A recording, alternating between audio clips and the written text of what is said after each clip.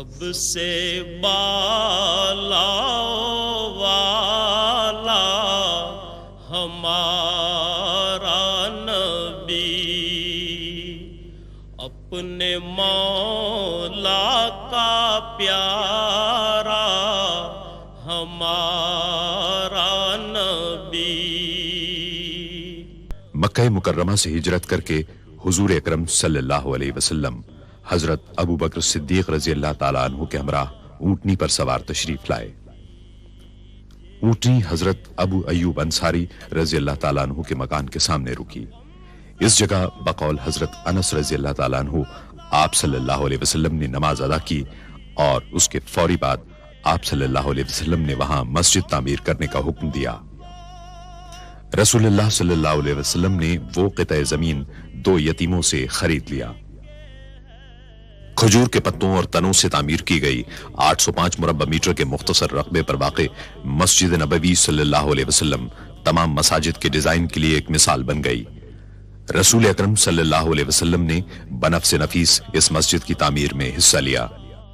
اللہ تعالیٰ نے مسجد نبوی کو بلند مقام عطا فرمایا ہے، جہاں اس کی رحمتوں کی بارش ہوتی اور اس کے بندے ہمہ وقت اپنے رب کی عبادت میں مشغول رہتے ہیں۔ رسول اللہ صلی اللہ علیہ وسلم نے سن 7 ہجری میں مسجد نبوی میں 2475 مربع میٹر کی توسیع فرمائی۔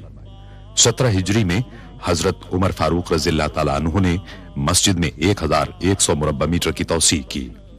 حضرت عثمان غنی رضی اللہ تعالیٰ عنہ نے 29 اور 30 ہجری کے دوران نہ صرف یہ کہ 496 مربع میٹر کی توسیع کی، بلکہ ساری عمارت میں منقش پتھر لگوائے اور ستونوں کو سیسے سے مضبوط کیا۔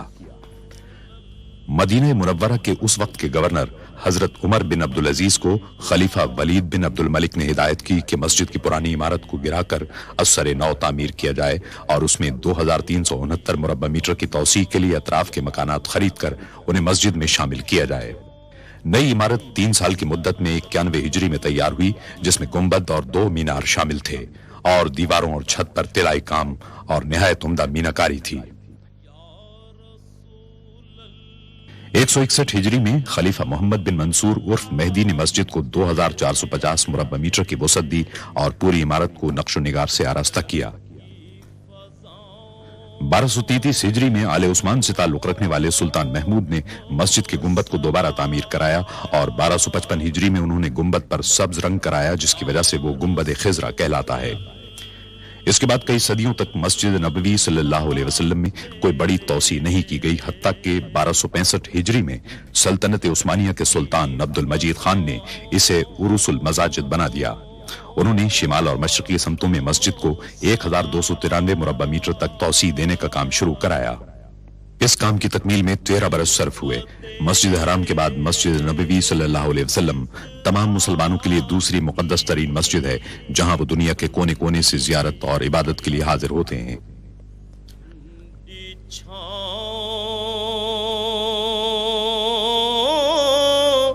سلطان عبد المجید کے بعد مسجد میں کسی قسم کی توسیع یا تبدیلی نہیں کی جا سکی، اگرچہ یہاں آنے والوں کی تعداد میں مسلسل اضافہ ہوتا رہا۔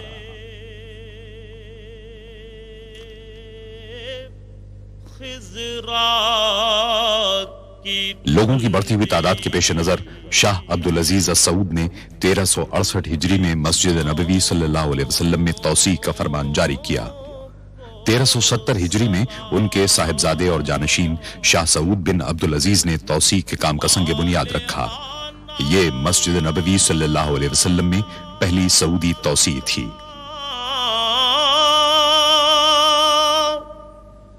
جو طواف روضہ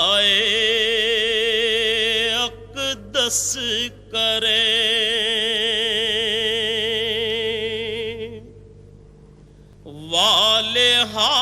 محدود آلات اور مشینری کی قلت کی وجہ سے زیادہ تر کام ہاتھ سے ہی کرنا پڑا۔ مسجد نبوی صلی اللہ علیہ وسلم میں توسیع کی ضرورت اتنی شدید تھی کہ یہ منصوبہ 5 برس میں ہی پائے تکمیل کو پہنچ گیا۔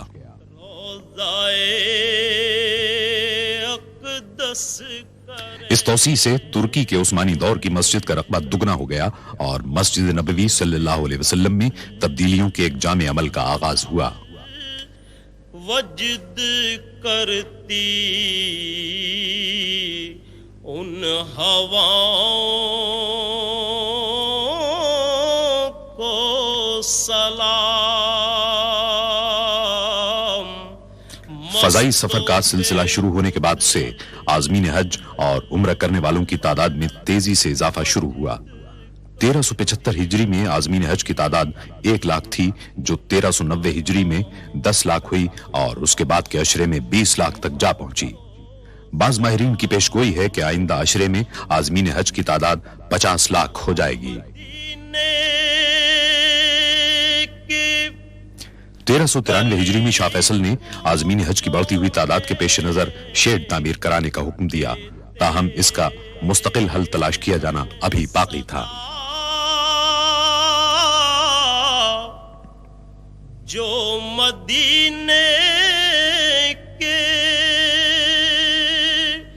گلی کوچوں میں 1402 ہجری میں خادم حرمین الشریفین شاہ فہد بن عبدالعزیز نے مسجد نبوی صلی اللہ علیہ وسلم میں ایک مرتبہ پھر توسیع کرنے کا فرمان جاری کیا.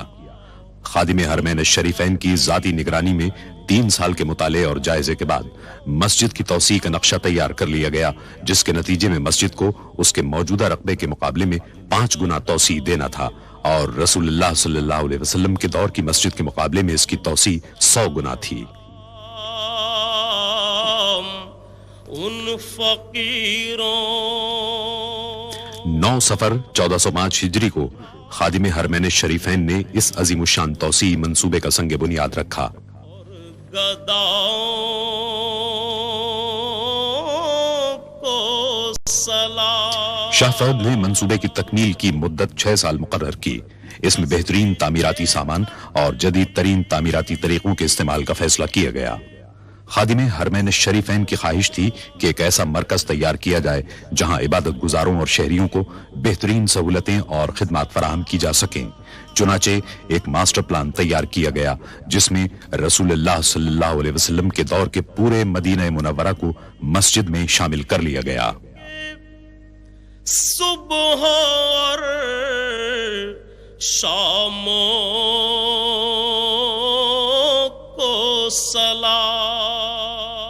قدیم شہر صدیوں سے عازمین حج کی خدمت کر رہا تھا، لیکن ان کی بڑھتی ہوئی تعداد نے صورتحال کو پیچیدہ بنا دیا اور شہر میں جدید ترین سہولتوں کی فراہمی کے لیے مسجد نبوی صلی اللہ علیہ وسلم کی توسیع بنیادی اہمیت کی حامل تھی.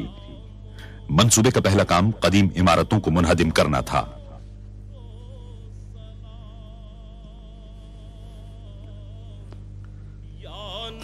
منہدم کرنے کا تمام کام دھماکہ خیز مواد کے استعمال کے بغیر ہی مکمل کر لیا گیا.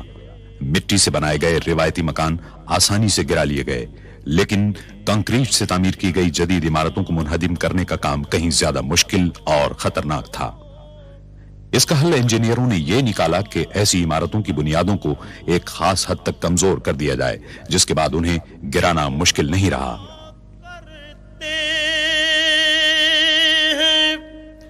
روز و شب تیرے دربار میں جو پڑھا کرتے روز. عمارتوں کو گرانے اور ملبے کو صاف کرنے کے کام کو مقررہ مدت میں مکمل کرنے کی غرض سے اس عمل کو 24 گھنٹے جاری رکھا گیا. پیش کرتا ہے ظہوری. جب عمارتوں کو منہدم کرنے اور ملبے کی صفائی کا کام ہو رہا تھا تو اس بات کی پوری کوشش کی گئی کہ شہری سہولتیں اور روزمرہ زندگی کم سے کم متاثر ہو. پیش کرتا کار پارکنگ کے عارضی مقامات، سڑکیں اور پیدل چلنے والوں کے لیے فٹ پاتھ تعمیر کیے گئے تاکہ نمازی ہمیشہ آسانی اور سہولت کے ساتھ مسجد آ سکیں. کو سلام. تعمیراتی کام کے تمام مرحلوں میں یہ امر بدستور ایک رہنما اصول رہا. تیرے در کی فضاؤں کو سلام. گم